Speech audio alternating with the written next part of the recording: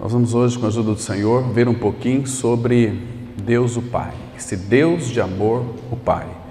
Vamos ler juntos 1 Pedro 3, verso 18, que diz assim: Pois também Cristo morreu uma única vez pelos pecados, o justo pelos injustos, para conduzir-vos a Deus. Vamos ter, irmão, uma breve palavra de oração, buscando a orientação do Espírito para esse tempo de reflexão. Pai, te louvamos porque o Senhor nos abençoou com uma agradável noite de descanso. Nesta manhã, Pai, quando nós acordamos, o Teu Espírito nos fez lembrar de que as Tuas misericórdias já se renovaram sobre as nossas vidas nesta manhã. Como é bom saber, Pai, que as Tuas misericórdias são a causa de nós não sermos consumidos. Como é bom saber que elas não têm fim e como é bom saber que elas se renovam a cada manhã. Tu és o Pai das misericórdias, Pai de toda graça, Pai de amor. Nós entregamos nas Tuas mãos esse tempo, pedimos, ó Pai, que Teu Espírito possua as nossas mentes, ouvidos e boca, para que tenhamos hoje a expressão vívida daquilo que Tu tens para nós. Queremos, ó Pai, não apenas ficar neste conhecimento bíblico, mas queremos muito mais do que isso, Pai. Queremos a Ti mesmo, a Ti que foi revelado em Cristo. Então forma algo mais de Ti para nós hoje, em nome de Cristo nós oramos. Amém. Queridos irmãos, esse versículo aqui, ele é tão fundamental, preciosíssimo, naquilo que concerne também à paternidade. Porque eu sei que hoje é um dia especial, o dia dos pais, que também todos os dias é o dia dos pais, mas irmãos, o Senhor Jesus nos lembrou certa vez que aquele que honra um filho também honra o pai. E a própria palavra fala que é para nós honrarmos pai e mãe, humanamente falando. Devemos honrá-lo, mas não devemos amá-lo acima de Deus, o Pai. Então, por isso que hoje, nesta manhã, é um dia muito oportuno para nós aprendermos mais do Pai, e graças ao Senhor, porque Ele tem nos congregado e falado aos nossos corações de uma forma tão clara, tão linda. Mas, irmãos, esse versículo aqui, vocês se lembram que antes de nós adentrarmos nele, o apóstolo João, muito amigo, irmão, companheiro de Pedro, porque Pedro, Tiago e João, Jesus tinha não uma predileção por esses três, mas Pedro, Tiago e João eram três homens muito difíceis de ser lidado. Porque ali nós vemos um Tiago muito fechado, um Tiago que verdadeiramente, por ser meio irmão do Senhor, Tiago era filho de Maria, então ele era meio irmão de Jesus, porque ele era filho de José e filho de Maria. E Jesus, ele era filho do Pai. Então Maria foi um instrumento pela qual o nosso Senhor Jesus Cristo nasceu. Ele nasceu da Virgem Maria. Então a partir daí então, José teve relações com a Maria, ela teve mais filhos e filhas. Está muito claro lá em Marcos capítulo 6. Se você ler aquele capítulo, você vai descobrir que ele tinha lá mais irmãos e irmãs também da carne. Mas então Tiago era muito fechado, isso talvez poderia ensoberbecê-lo. Havia uma certa renúncia de Tiago, ou os da própria família, quando o Senhor Jesus Cristo estava pregando, anunciando, fazendo curas, os próprios irmãos deles disseram para ele: por que você não se manifesta ao mundo? Sai daqui, vai para o mundo. Então, por isso que o Senhor Jesus teve um cuidado muito especial em tratar com o Tiago. Tanto é que vocês lerem depois, Tiago, a epístola dele, ele diz que Tiago, servo de Jesus Cristo. Então, graças ao Senhor que a obra foi feita de uma forma tão plena. E João, que é o considerado por todo o povo de Deus, o apóstolo do amor, mas João, ele tinha uma tendência, ele era muito introvertido. Uma pessoa introvertida, ela é muito perigosa. As pessoas introvertidas, normalmente, não estou generalizando, elas têm uma tendência de psicopatia. né? Os grandes psicopatas são aqueles mais introvertidos, vivem uma vida normal, mas lá dentro. Um exemplo para vocês de João é quando aqueles samaritanos não receberam eles, os discípulos de Jesus. Então João tomou a iniciativa e disse para o Senhor Jesus: Senhor, se queres eu posso orar e pedir para que Deus mande fogo do céu e consuma toda aquela aldeia de samaritanos. Então Jesus, cuidadosamente, virou-se para João e disse o seguinte: de que espírito vocês são? O Filho do Homem não veio para destruir as almas dos homens, veio para salvá-las.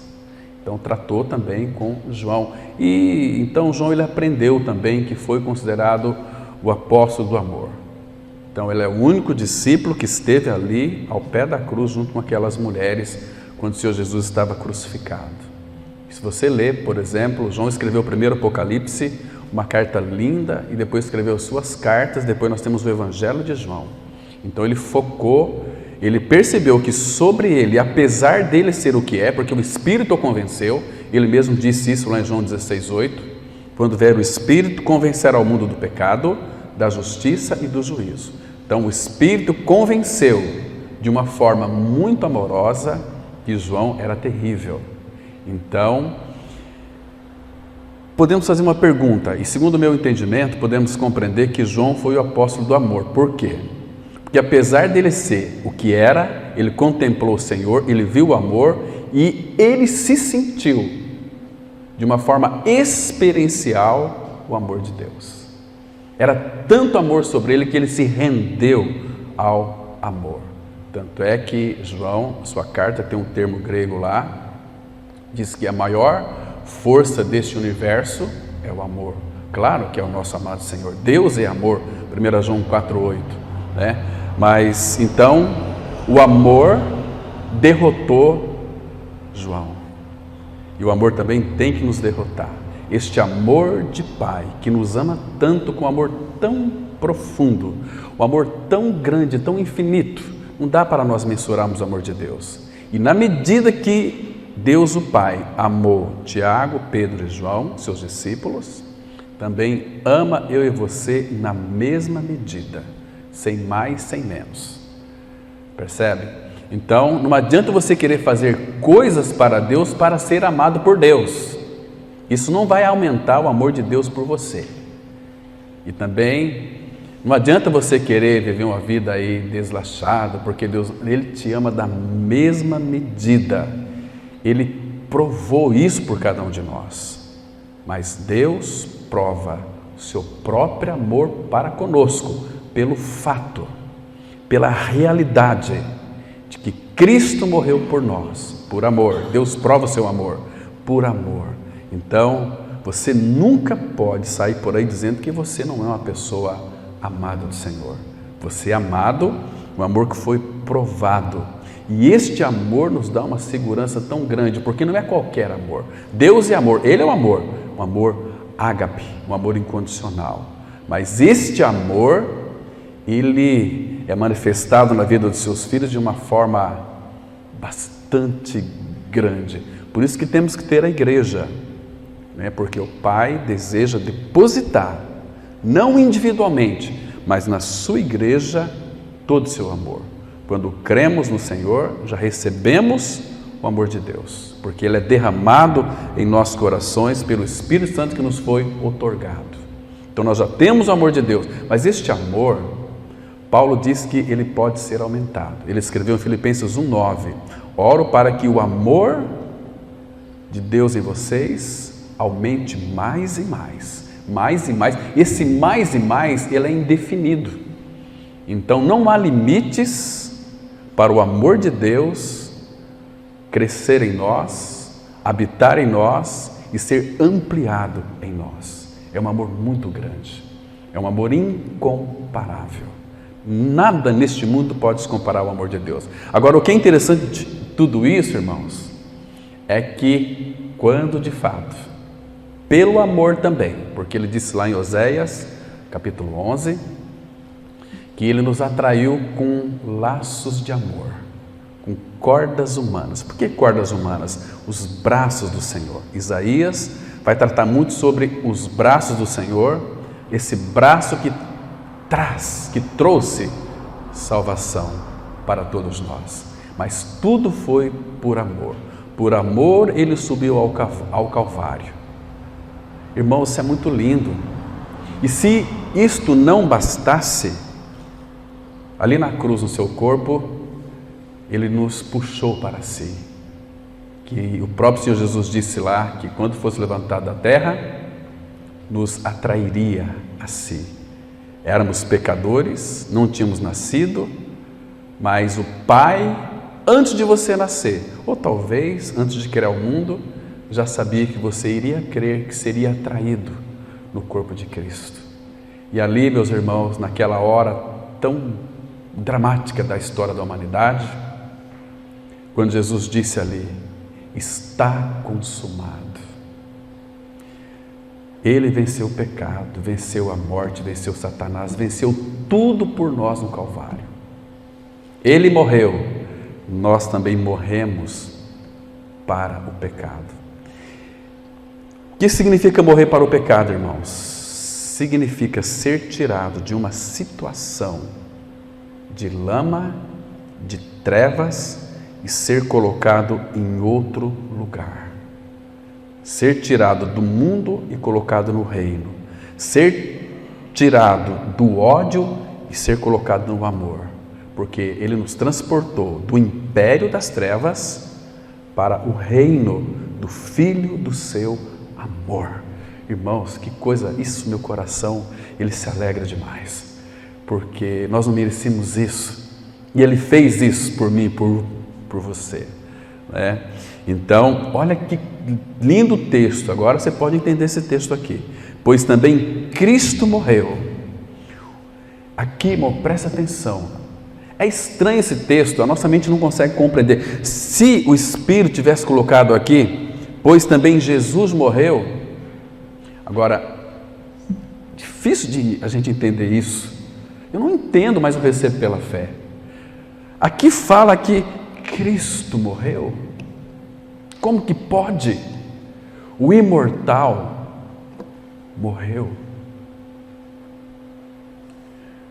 Como que isso? Eu não consigo entender. Aquele que é a vida não morre, mas a Bíblia diz que Cristo morreu. Eu queria um dia compreender isso. Se fosse Jesus, Jesus morreu pelos pecados. Eu creio que Ele morreu. Mas o Cristo, pois também Cristo morreu uma única vez pelos pecados, o justo pelos injustos, para conduzir-vos a Deus. Que lindo, irmãos. O versículo precioso. Essa palavra aqui no grego, conduzir-vos, ela é prosagó. Prosagó significa levar-nos para, ou trazer para, é a ideia aqui. Ou seja, Ele pegou e trouxe você para o Pai, eu e você, que cremos. Por isso que Ele disse assim, mas é estranho, o Pai nos deu para o Filho, e o Filho disse assim, todo que o Pai me dá virá a mim, e o que vem a mim, de maneira nenhuma eu lançarei fora. Mas agora nós vemos aqui o Filho se dando por nós, morrendo por nós, para nos levar ao Pai. Como é que você compreende isso, irmãos? Por isso que temos que nos prostrar, irmãos, falar, Senhor, obrigado, porque eu não compreendo nada disso, mas eu sei que foi feito, eu sei que o Senhor me amou, eu preciso de conhecer o Teu amor, viver neste amor, desfrutar deste amor, porque o que o Pai quer é exatamente isso, que nós desfrutemos dEle.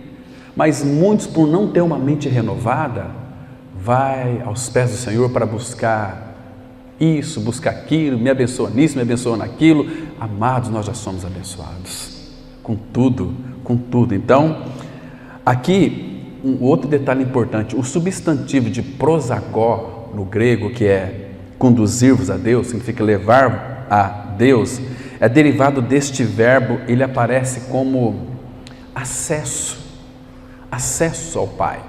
Então, porque o Pai sabia, olha a sabedoria de Deus, irmãos. Quando nós cremos em nossa morte e ressurreição com Cristo, nós não fomos literalmente para os braços do Pai. Nós estamos lá pela fé, porque nós morremos e a nossa vida está escondida com Cristo em Deus. Nós estamos aonde, irmãos? Pela fé, sentado no colo do Pai em Cristo. Porque o Filho está no seio do Pai. João 1, verso 18. Nós estamos lá pela fé. Mas como nós estamos na terra aqui hoje, essa palavra aqui, conduzir-vos, que é prosagó, ela deriva da palavra, de uma raiz muito linda do grego que significa acesso. Eu quero ler para vocês pelo menos 3 textos aqui. O primeiro deles é em Romanos capítulo 5, versículo 2, que diz assim, olha só, irmãos, que coisa mais preciosa, porque o versículo 1 de Romanos 5 fala que nós somos justificados em Cristo, não é? Está tão claro aqui, justificados em Cristo, mediante a fé temos paz com Deus, por meio de nosso Senhor Jesus Cristo. Agora, versículo 2, por intermédio, claro, de Jesus, porque Ele é o único mediador entre Deus e os homens. Então aqui, observa aqui, por intermédio de quem obtivemos igualmente acesso, porque nós já estamos lá. Se nós já estamos lá, mas estamos aqui, nós somos conduzidos pelo Espírito a termos acesso ao trono da graça, porque nós temos de quem obtivemos igualmente acesso pela fé a esta graça, na qual estamos firmes e gloriamo-nos na esperança. Irmãos, você tem se gloriado na esperança da glória de Deus? Qual é a tua esperança?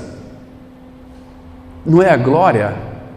Está diante do Senhor? Então nós temos que nos gloriar na esperança, não vivermos como cristãos que não têm esperança. Ele colocou em nós, que é Ele mesmo, uma esperança viva. Ele é a nossa esperança, a esperança viva. Então, queridos, que coisa linda. Eu queria que você depois orasse mais ao Senhor na sua casa e meditasse mais sobre esse versículo 2 aqui. Por intermédio de Jesus Cristo, nós obtivemos igualmente acesso. Igualmente por quê? Porque Jesus tem acesso ao Pai, Ele é um com o Pai, nós igualmente. Querido, isso é muito grande. Nós obtivemos igualmente acesso pela fé a esta graça, na qual estamos firmes. Agora, ponto e vírgula, continua o assunto, e gloriamo-nos na esperança. Irmãos, a nossa esperança é uma esperança viva, uma esperança morta. Que lindo é isso. Então nós temos acesso. Outro texto aqui em Efésios capítulo 2, verso 18. Observa aqui que lindo, irmãos. Veja aqui, Efésios capítulo 2, versículo 18. Primeiro que o versículo 17 também ele é muito lindo, porque aqui no versículo 17 vai mostrar que não fomos nós que fomos a Deus. Ele veio até nós. Como é que começa o versículo 17? E vindo. Como que ele veio? O verbo se fez carne. Está vendo? A encarnação está em todos os lugares. E vindo, evangelizou paz a vós outros que estáveis longe. Nós estávamos muito longe de Deus o Pai. Estávamos longe. E paz também aos que estavam perto. Agora veja o 18. Porque por Ele ambos temos prosagó, temos acesso. Porque por Ele ambos temos acesso, irmão, que lindo, ao Pai em um Espírito. Você entende isso, irmão? Você consegue perceber quão privilegiado somos nós que cremos no Senhor? Temos acesso ao Pai em um Espírito. Nenhum religioso, irmãos, vai desfrutar disso, de ter Deus como Pai. Aqui no capítulo 3, no versículo 12, também nós temos essa declaração aqui. Eu vou ler aqui o versículo 11, que diz assim também: segundo o eterno propósito que estabeleceu em Cristo Jesus nosso Senhor, pelo qual temos ousadia e acesso, prosagó, acesso, mas veja como que deve ser esse acesso, acesso com confiança mediante a fé nele. Então, queridos, você entende porque Hebreus 11:6 diz assim: porque é necessário que todo aquele que se aproxima, prosagó também, de Deus, creia que ele existe. Creia que ele existe, porque às vezes as pessoas oram ao Pai sem saber com quem está falando. Por isso temos que concentrar. Eu, quando vou orar, eu tenho tido esse cuidado. Eu vou falar agora com Deus, o Pai, Criador da terra, céus e mar. Aquele que tem um controle e o governo sobre todas as coisas, é quem eu vou dirigir a minha oração. Por isso que sejam poucas as suas palavras. Peça ao Senhor sabedoria para orar, para não ficar falando coisas para o Pai que são desnecessárias. Você vai falar com Ele, percebe? Mas crendo que Ele existe, crendo que Ele está presente. Ele é o teu amigo invisível, é teu Pai. Que Pai nós temos, irmãos? Que grande Deus é esse? Então, Cristo morreu uma única vez. Você sabe o que isso aqui nos transmite? Isso nos transmite conforto, isso nos transmite segurança. Se Ele morreu uma única vez, irmãos, graças ao Senhor, temos conforto, temos segurança. Então, outro detalhe que é fundamental sobre esse versículo aqui, que vai envolver a nossa filiação. E uma vez que você é filho de Deus, ninguém mais desfiliará você dessa bendita filiação. Porque aquilo que Deus uniu, não separe o homem. Cristo é a igreja. Pois ele faz uma alusão entre marido e mulher. Mas Paulo depois vai dizer lá em Efésios, mas eu me refiro entre Cristo e a igreja. Então, Deus, escute isso aqui que é muito importante. Vou ler mais alguns versículos aqui para nós entrarmos no estudo. Deus, o Pai, condenou, presta atenção, Ele condenou o meu e o seu pecado na cruz em seu Filho. Queridos, presta atenção, você precisa de entender uma coisa aqui. Ele é justo, que morreu pelos injustos. Então, no corpo de Cristo na cruz, Deus, o Pai, condenou o seu pecado e o meu pecado. Ele tirou de nós. Domingo que vem eu quero entrar mais nesse assunto. Eu quero falar mais sobre a questão da expiação, da propiciação. Para nós verificarmos, irmãos, para termos uma firmeza tal, como um fundamento indissolúvel, que servirá de plataforma para nós avançarmos em nosso crescimento rumo à maturidade espiritual. Sem isto nós não vamos crescer. Então temos que ter essa profunda confiança que Deus em Cristo, Ele condenou o meu e o seu pecado. Sabe por quê? Porque Satanás ele vai tentar lançar dardos em nossa mente para tentar, inclusive, fazer com que nós venhamos a duvidar da nossa filiação. Fez isso com o Senhor Jesus. Lembra? Quando Jesus saiu do batismo, o céu se rasgou, ouviu aquela voz do céu: este é meu Filho amado, em quem me comprazo. Mas depois, pelo Espírito, o Senhor Jesus foi conduzido, Mateus 4, para ser tentado pelo diabo ao deserto. E ele ficou, em primeiro lugar, com as feras. As feras não poderiam fazer nada com ele, porque ele era o criador das feras. Então ali, o que foi que aconteceu ali, irmãos? O diabo tentou em 3 aspectos. Nós vamos também, esse ano, se o Pai permitir, 3 aspectos da tentação, olhando para a tentação de Cristo e nos inserindo nisto. Vocês se lembram que ali, o diabo disse para o Senhor Jesus assim, 3 vezes: se és o Filho de Deus, diga essas pedras que se transformem em pães. Lembra? Se és filho, Jesus disse para o diabo: está escrito, nem só de pão viverá o homem, mas de toda a palavra que procede da boca de Deus. Então, e nós também no dia a dia, muitas vezes somos questionados por Satanás sobre a questão da nossa filiação. Se você creu na sua morte e ressurreição com Cristo, você é filho de Deus o Pai. E ninguém, nem mesmo se você quiser, pode se desfiliar. Se você creu, você não pode se desfiliar mais, porque foi o próprio Senhor quem disse: eu lhes dou a vida eterna, jamais perecerão. Não é assim? Mas claro que esse não vai ser o procedimento de um filho de Deus. Então, Ele morreu e lá na cruz Ele condenou o nosso pecado. Então eu queria aqui, irmãos, ler mais alguns versículos. Por favor, abra aqui em Romanos capítulo 8. Vamos ver aqui o versículo 3. Romanos 8, 3. Eu quero que você desfruta disso, que isso fique realmente gravado em nosso coração, que possamos nós reter essa bendita palavra. Então Romanos 8,3 diz assim: porquanto o que fora impossível à lei, no que estava enferma pela carne, isso fez Deus, enviando o seu próprio Filho, em semelhança de carne pecaminosa. Agora presta atenção, quero que você entenda um princípio aqui. E no tocante ao pecado, naquilo que concerne ao pecado, naquilo que toca o pecado em nós, e no tocante ao pecado, e com efeito, porque foi eficiente, eficaz, e com efeito, condenou Deus na carne o pecado. Qual o pecado que Deus condenou aqui? O meu e o seu, porque Jesus não tinha pecado. Estão me compreendendo? Então, qual carne que Ele condenou? Porque quando Jesus atraiu o nosso pecado no seu corpo, lá na cruz, Deus então pôde julgar o meu e o seu pecado.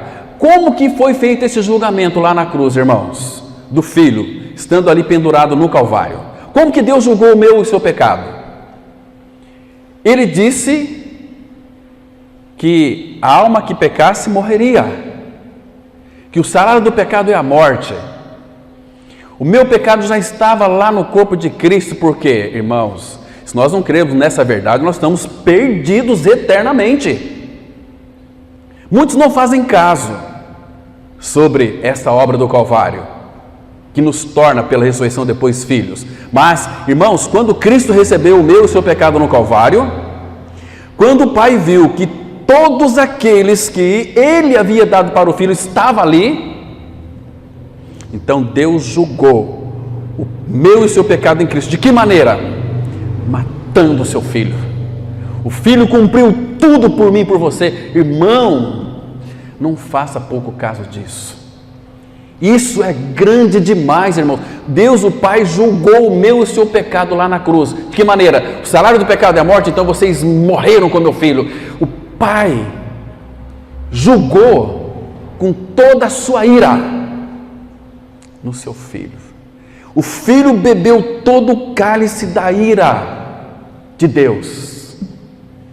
Você entende porque Romanos 8,1 começa dizendo o seguinte: agora, pois, já nenhuma condenação há para os que estão em Cristo Jesus. Não há mais condenação, porque Ele já nos julgou, já nos condenou na cruz em Cristo.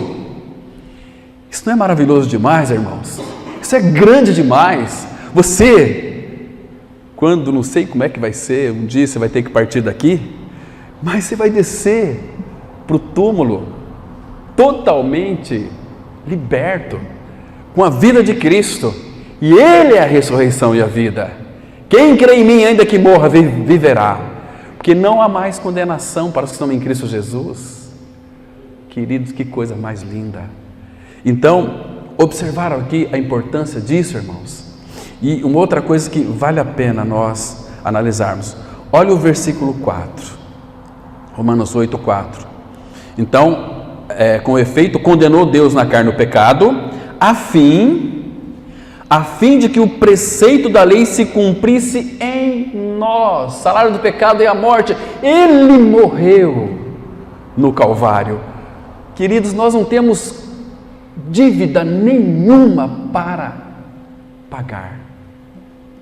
a não ser o amor de uns para com os outros.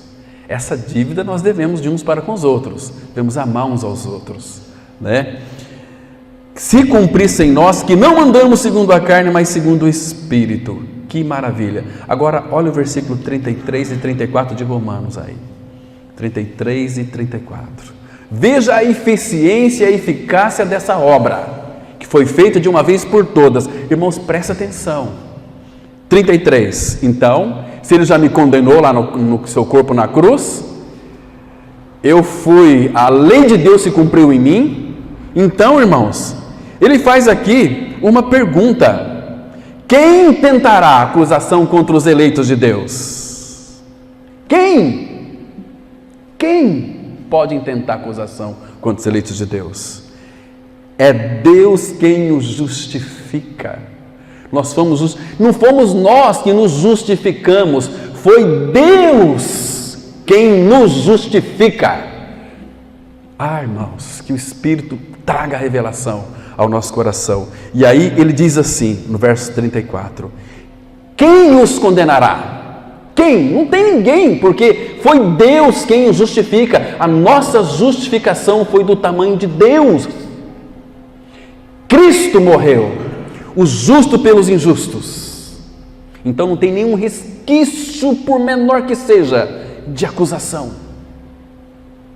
Vocês se lembram, lá em Êxodo 12, quando Deus disse para que fosse morto um cordeiro para cada família.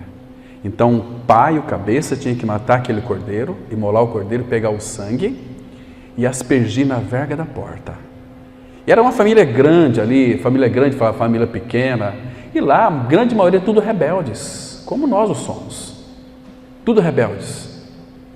Ali tinha assassino, tinha adúltero, tinha pessoas, pior estirpe, mas era o povo de Israel.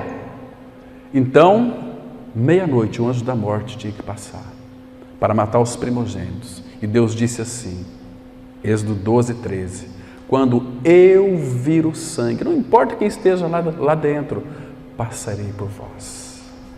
É o mesmo sentido aqui, irmãos, entende? Agora, quem os condenará?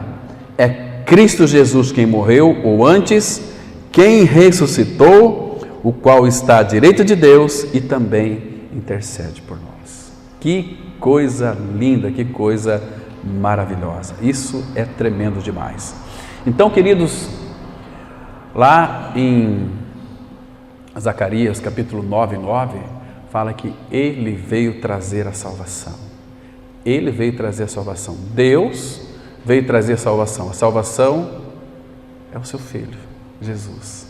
Que lindo é isso, irmãos. Então, hoje a nossa responsabilidade, ela é muito grande diante do Senhor, naquilo que concerne a vida da sua igreja, porque qual é o nosso trabalho, irmãos? Em primeiro lugar, nosso primeiro trabalho é em João 6, 28 e 29, é crer naquele que por Deus foi enviado, que é o justo que morreu pelos injustos para nos conduzir a Deus, para nos levar a Deus, né? Esse é o nosso primeiro trabalho, é crer nessa obra consumada. E depois, é nossa responsabilidade desejar um crescimento, um aperfeiçoamento para com o Senhor. Tendo sido aperfeiçoados pelo Senhor, nós estaremos preparados para toda boa obra, né? E uma das obras que Ele deixou para a igreja realizar é ide por todo o mundo pregar o evangelho a toda criatura. Então é o seguinte, o Pai já deu o seu Filho para nós. Ele fez tudo, sofreu tudo, estamos livres. Agora Ele veio morar dentro de nós para continuar esta obra de evangelizar, para encontrar aqueles outros irmãos que estão aí ainda no pecado, que são separados pelo Senhor, para crer em Cristo crucificado. Porque, irmãos, Deus não vai colocar lá na nuvem uma caixinha de som, olha, você tem que crer, não, deixou para nós, é nossa responsabilidade. Essa semana, será que nós pregamos o Evangelho para quantas pessoas? Quantas pessoas, irmãos? Uma vergonha para nós, o mundo aí fora está perecendo, sem Deus, sem Cristo. E quando a gente vai pregar o Evangelho, a gente prega, parece que nós nem somos habitados pelo Senhor. Não estamos mais impactando ninguém. Meus irmãos, que o Senhor tenha misericórdia de nós, nos ajude. Então, de que forma então nós podemos alcançar esses pecadores? Reunindo com eles. Reunindo com eles. Eu fiquei tão envergonhado sábado à tarde agora. Eu fui em um local, estava um monte de moças e rapazes e brincando ali. E tinha um grupo ali tocando violão e cantando e louvando, mas umas canções que não tem nada a ver com a palavra. Eu falei, eu vou ali. Esse falei, eu vou ali, eu sei que não veio de mim. Era o Senhor falando, vá lá e senta com eles. Eu não fui, vim embora para casa. Depois falei, meu pai, que oportunidade eu perdi de poder pregar o Evangelho ali para aquelas pessoas. Quão falho nós somos, irmãos. Mas se fosse para falar de um time de futebol, se fosse para falar do nosso carro novo, se fosse para, a gente é o primeiro a falar, não é assim? Mas o que aquele povo precisava era de vida. Fala, Senhor, eu vou ter que parar às vezes, na realidade, é aquilo que Paulo falou para Timóteo, não te envergonhes do testemunho de Deus. Sou encarcerado que sou eu. Não podemos ter vergonha, irmãos, de pregar o Evangelho. De repente você prega ali, uma pessoa crê. Puxa vida, quão edificante vai ser para mim e para você. Reúne eles, chama eles para vir para a reunião, porque é na reunião do povo que Deus quer falar. Quer ver só?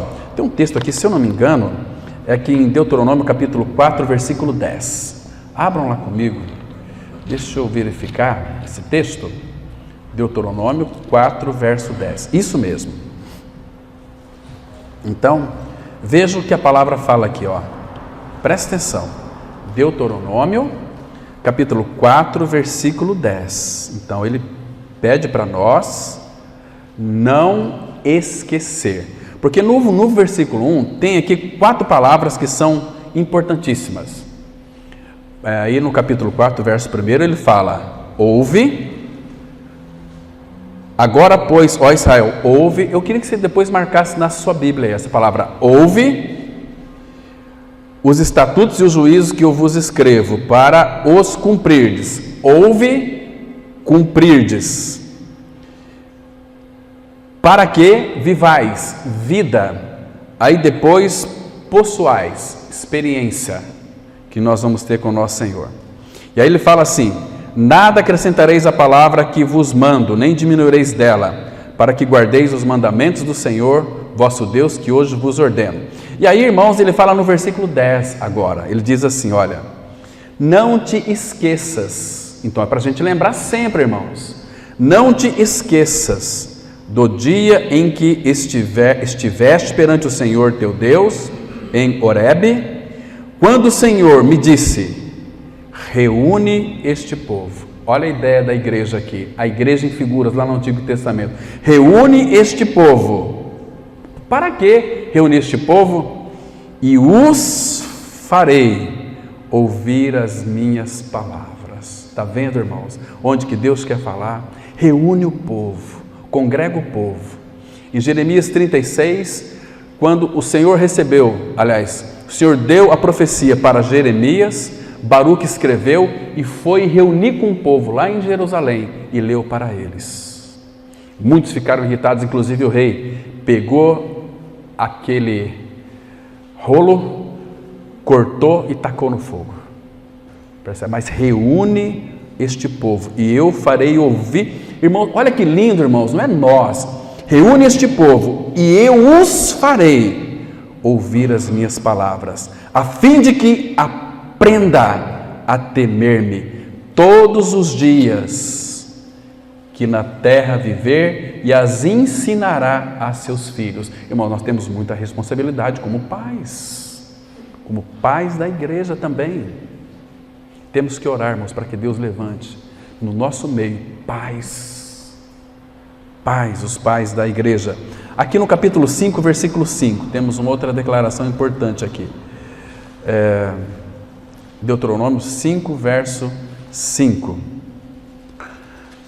Diz assim, eu vou ler o 4 também.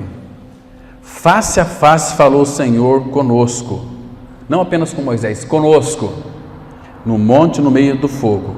Nesse tempo, eu estava em pé entre o Senhor e vós. Claro que Moisés, ele era o mediador. Moisés aqui é uma figura de Cristo.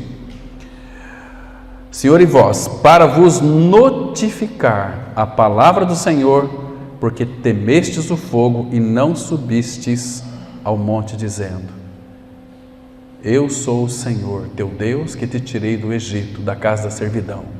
Então aqui, irmãos, esse texto aqui é a mesma coisa hoje. Ele nos tirou deste mundo e nos colocou no reino do Filho do seu amor. O que é este mundo? É aflição. O que é este mundo? É trevas. Mas nós temos neste mundo uma pessoa, que é Deus e que é o nosso bendito Pai Celestial. Então, queridos, eu e você, nós éramos estranhos. Nós éramos pessoas odiosas. Nós odiávamos uns aos outros, mas então Ele nos puxou para Ele, nos tornou seus filhos amados. Então, queridos, o Filho, o nosso Senhor Jesus, nos revelou o Pai. Ele veio trazer o Pai para nós. Ele disse lá em Mateus 11, 27, ninguém conhece o Pai senão o Filho, e ninguém conhece o Filho senão o Pai, e aquele a quem o Filho quiser revelar. Então ele veio revelar Deus como Pai. Lembra aquela pergunta que Filipe fez para Jesus? Senhor, Senhor, mostra-nos o Pai, isso nos basta. O que nós queremos é o Pai. Filipe, estou há tanto tempo convosco e não tendes me conhecido. Quem vê a mim, vê o Pai. Então, irmãos, um detalhe aqui fundamental: nós só podemos ver a face do Pai na face de Cristo. Somente por Cristo, como o nosso caminho, a verdade e a vida, podemos chegar diante do Pai. Então vamos avançar um pouquinho aqui, irmãos. Quando Jesus veio à Terra, seu propósito final era conduzir ao Pai aqueles que fossem alcançados por Ele. Então Jesus é o caminho, mas o Pai é o destino. A revelação final e máxima de Deus, então, no Novo Testamento, é a revelação de Deus como Pai. E o propósito final no Novo Testamento, a razão por que o próprio Jesus veio, é levar-nos a Deus. Se pararmos antes de alcançar esta revelação de Deus, ficaremos aquém da plena realização final do propósito da redenção. Vamos ler aqui 1 João 3,1, um texto conhecido nosso que diz assim: vede que grande amor nos tem concedido o Pai, a ponto de sermos chamados filhos de Deus, e de fato somos filhos de Deus. Temos que confessar isso aqui, olha, de fato somos filhos de Deus, porque Deus deu o seu Filho para ser a testemunha do testemunho de Deus é Cristo. Irmãos, infelizmente, eu falo isso não para criticar, mas com muita dor no coração, que todos aqueles que não creem em Jesus Cristo na obra consumada do Calvário, ainda que sejam evangélicos e crentes, estão chamando Deus de mentiroso. Chamam Deus de mentiroso sem se dar conta, porque sem às vezes verbalizar, mas por causa da sua incredulidade, chamam Deus de mentiroso. Veja aqui, irmãos, 1 João capítulo 5, verso 10, vai dizer exatamente isto, vai trazer esta importante revelação. Então, o versículo 11, 1 João 5, verso 11, fala que o testemunho de Deus é esse, que Ele nos deu a vida eterna. Essa vida está em seu Filho, né? Mas olha o versículo 10, 1 João 5, verso 10. Aquele que crê no Filho de Deus tem em si o testemunho. Aquele que não dá crédito a Deus o faz mentiroso, porque não crê no testemunho que Deus dá acerca do seu filho. Chamam Deus de mentiroso. Eles creem em Deus, mas o diabo também crê em Deus, e até estremecem. Mas ninguém que diz que crê em Deus, eu creio em Deus, tem muita fé em Deus, é filho de Deus. Aliás, essas pessoas vão para o inferno. Porque ninguém, Jesus foi tão claro, eu sou o caminho, a verdade e a vida, ninguém vem ao Pai senão por mim. Isso é radicalismo. Só há um mediador entre Deus e os homens, Jesus Cristo, homem. Sem Ele, irmãos, nós não temos acesso, nós não vamos. Se nós não cremos naquela morte participativa do Calvário, não podemos sair dizendo por aí que somos filhos de Deus, que não somos. Isso está escrito, registrado, não é nenhuma dificuldade, precisamos de revelação. A Bíblia, ela é tão simples, se nós não tivermos revelação, ninguém vai compreender segundo a sua intelectualidade, vai compreender segundo a sua sabedoria humana, mas não é assim. A palavra fala que Deus tornou louca a sabedoria deste mundo, ou em outras palavras, a sabedoria humana é loucura diante de Deus. Agora, aprove a Deus salvar os que creem pela loucura da pregação. Que loucura que é essa? 1 Coríntios 1,18, certamente a palavra da cruz, ou a mensagem da cruz, é loucura para os que se perdem, mas para nós que somos salvos, é o poder de Deus. Isso é maravilhoso demais. Então para nós é tão simples. Então, irmão, não seja negligente, porque Ele disse aqui, se nós não dermos crédito ao Pai, acerca do testemunho do seu Filho, nós chamamos Deus de mentiroso. E agora Ele diz aqui em 1 João 3,1, vede que grande amor nos tem concedido o Pai, a ponto de sermos chamados filhos de Deus, e de fato somos filhos de Deus. Queridos, filho de Deus, ele tem uma particularidade de proximidade com o Pai que ela é extraordinária. Lembra lá em Gálatas 4,6 que diz assim, não precisa abrir, e porque vós sois filhos, enviou Deus ao vosso coração o Espírito do seu Filho que clama, Abba, Pai. Essa palavra Abba não significa pai. Essa palavra Abba no original significa papai, papai. E papai fala do que, irmãos? Do que a palavra papai? Papai é uma expressão de cuidado. Papai é uma expressão de proximidade. Papai é uma expressão de intimidade. Papai. Quando Jesus ele orava ao Pai, muitas vezes ele falava Abba, Pai. Abba, Pai. Pai querido. Pai amado. Papai. Abba, Pai. É uma expressão tão linda. Abba significa colo. Papai, eu sou tão pequenininho. Ou você se compara à tua pequenez. Lembra? O salmista fala que Deus, ele se inclina, olha o tamanho dele, ele se inclina para ver o que se passa nos céus e na terra. Tem que se inclinar. Agora, como que eu posso chamá-lo? Ô meu paizão, também, mas papai, tu és muito grande, eu jamais posso alcançar uma grandeza dessa. Ele nos alcançou, você pode chamá-lo de Abba, papai, colo, preciso de colo, pai. Quantas vezes a gente precisa de colo do pai, dos cuidados do pai, do papai, e esse aqui é o nosso Abba. Então, abra aqui em Romanos capítulo 8, versículo 15, olha, tem uma expressão aqui que é muito linda, irmãos, maravilhosa, que diz assim, Romanos 8, versículo 15, isso é tão gostoso para o nosso coração. Olha só, Romanos 8, 15, porque não recebestes o espírito de escravidão, para viverdes outra vez atemorizados, mas recebestes o espírito de adoção, baseados no qual clamamos, Abba, Pai. Irmãos, aqui tem um detalhe muito importante. o Filho habita em nós.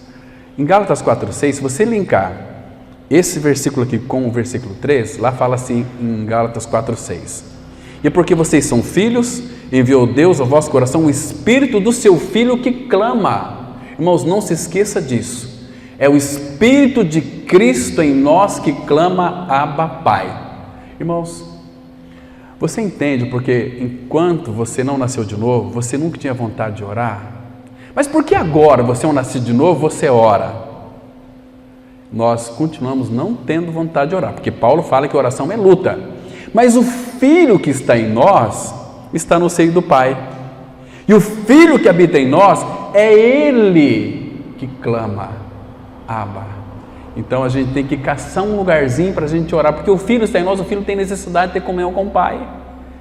Irmãos, Ele nos leva a orar. O Espírito, olha aqui, Romanos 8, versículo 26.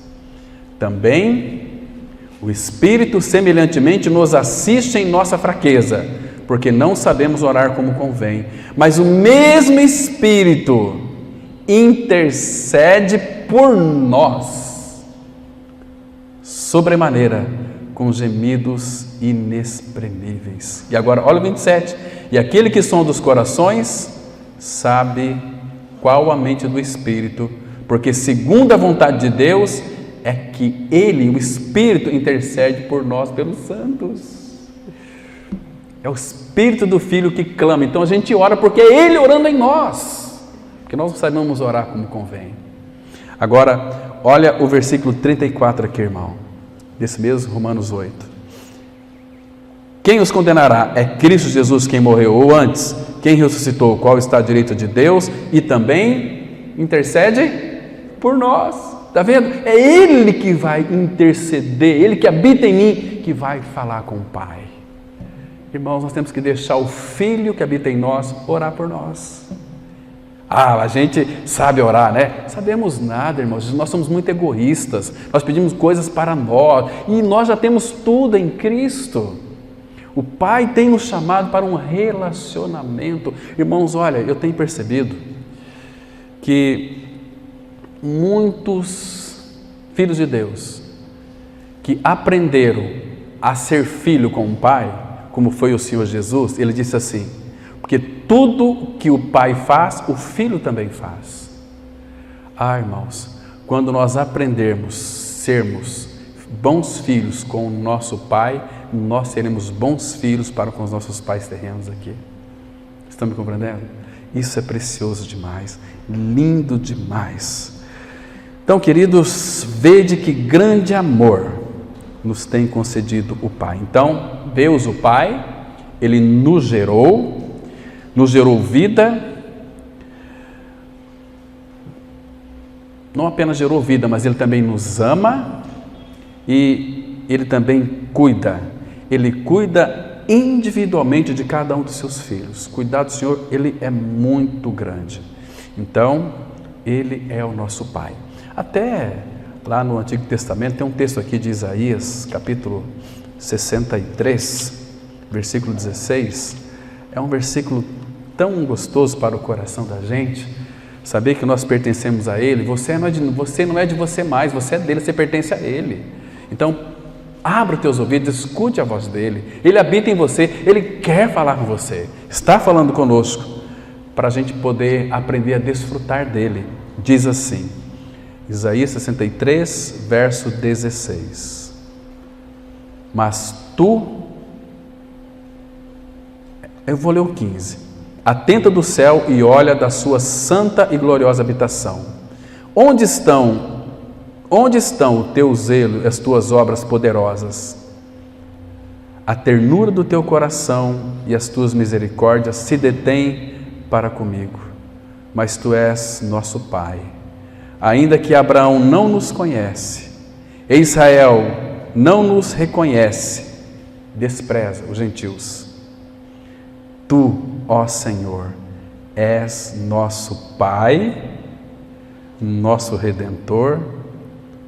Nosso Redentor é o teu nome desde a antiguidade.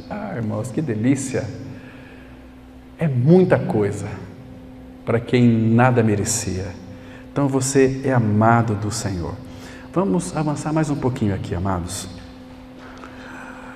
Identidade é um problema muito crítico para a pessoa moderna.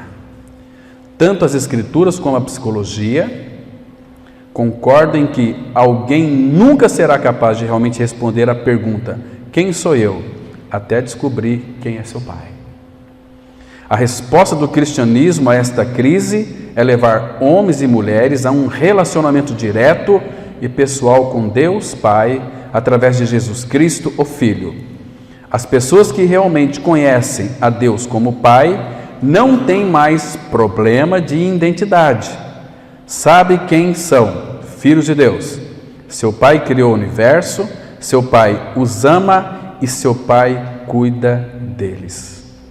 Isaías 27:3 diz assim: eu, o Senhor, a vigio e a cada momento a regarei, para que ninguém lhe faça dano. De noite e de dia eu cuidarei dela. Meu irmão, claro aqui, conforme o profeta Isaías fala lá em Isaías 46:3-4, nosso Pai é aquele que nos carrega no colo, leva no colo. Então, Cristo é aquele que cuida da sua igreja. Ele amou a igreja, ele se entregou pela igreja e também cuida da igreja. Efésios 5, versículo 29. Ele ama a igreja e dela cuida. Isso é tão maravilhoso para nós. Ele cuida, ele guarda os nossos pés. 1 Samuel 2, versículo 9. O Salmo 121:3 fala que ele não permitirá que teus pés resvalem. Então, ele tem cuidado de nós a cada instante. Irmão, se nós somos ovelhas dele, deixa eu citar para vocês aqui o último versículo. Abra lá em Ezequiel, capítulo 34, versículo 14 e 16. Ezequiel 34, versículo... Olha, irmão, depois vocês leiam todo esse capítulo 34, ele é lindo, ele é tão maravilhoso. Mas aqui eu quero ler alguns versículos aqui. O Ezequiel 34, a partir do verso 14, que diz assim: apacentá-las-ei de bons pastos. Entende, irmãos? Porque ele é o nosso grande pastor, o Senhor é meu pastor, nada me faltará. E nos altos montes de Israel será a sua pastagem. Deitar-se-ão ali em boa pastagem e terão pastos bons nos montes de Israel. Eu mesmo, olha que coisa linda, irmãos, eu mesmo apacentarei as minhas ovelhas e as farei repousar, diz o Senhor Deus. O contrário aqui também, irmãos, o contrário aqui também é verdadeiro, porque quando nós deixamos ser pastoreado por homens, nós não vamos ter descanso, repouso. Quando nós temos uma convicção que somos apacentados pelo Senhor, somos ovelhas do seu pasto, ele vai nos fazer repousar, porque ele disse aqui: eu mesmo apacentarei. Versículo 16, olha que lindo, irmão. A perdida buscarei, a desgarrada tornarei a trazer. Está vendo aqui, irmãos? Ele vai trazer de volta para o aprisco. A quebrada ligarei e a enferma fortalecerei, mas a gorda e a forte destruirei, apacentá-las-ei com justiça. Quanto a vós outras, ó ovelhas minhas, assim diz o Senhor Deus: eis que julgarei entre ovelhas e ovelhas, entre carneiros e bodes. Queridos, olha o cuidado aqui no versículo 16. Vai buscar a perdida, a desgarrada vai trazer de novo, a quebrada vai ligar, a enferma vai fortalecer. Esse é o nosso bom pastor. Então, queridos, graças ao Senhor, porque nós temos um Deus que é Pai, que é grande e que cuida de nós. Por isso que Pedro, de uma forma tão linda, disse assim: pois também Cristo morreu uma única vez pelos pecados, o justo pelos injustos, para conduzir-vos a Deus. Assim também como foi com Moisés. lá em Êxodo 19, versículo 17, Moisés levou o povo e os conduziu até Deus. Moisés é uma figura de Cristo, mas aqui nós temos a realidade. Eu falei o último, mas vou ler só mais esse texto aqui que vale a pena. É Êxodo 19, versículo 17. Irmãos, que versículo precioso. Você pode comparar com 1 Pedro 3, verso 18. Vamos ler com bastante atenção. Êxodo, capítulo 19, versículo 17, que diz assim, olha só. E Moisés levou o povo fora do arraial ao encontro de Deus e puseram-se ao pé do monte. Agora, o justo morreu pelos injustos para conduzir-vos a Deus, prosagó, para trazer a Deus, para levar a Deus. Ou seja, Cristo pegou você e o levou para o Pai, como o caminho, a verdade e a vida. Eu e você somos filhos de Deus em Cristo Jesus. Temos que aprender com o Pai a sermos bons filhos e a sermos bons pais também. Amém? Vamos orar. Obrigado, meu Pai, pelo privilégio de mais uma vez abrir as Escrituras e meditar naquilo que o Senhor teve para nós nessa manhã. Pai, nós sabemos que Tu farás a Tua palavra prosperar e prospere, Pai, porque é a Tua palavra e não pode voltar para Ti vazia. Ela nos edifica, nos regenera, nos cura, restaura, nos apacenta, nos liga. Pai, estamos descansados em Ti. Continue falando conosco, Pai. Assim oramos em nome do Senhor Jesus. Amém.